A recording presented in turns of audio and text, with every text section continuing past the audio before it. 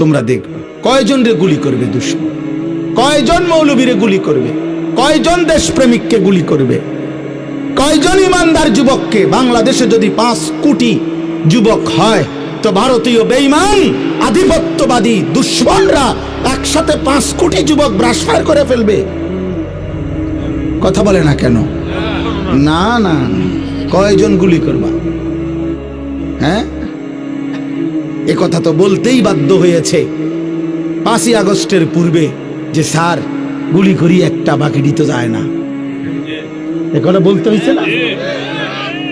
এ কথা বলেছে কিনা বলে?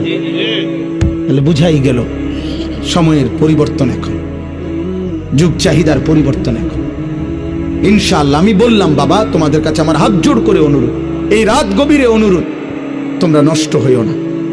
নষ্ট চরিত্রহীন যুবক তোরে 2 পয়সার জন্য পৃথিবী নেবে না।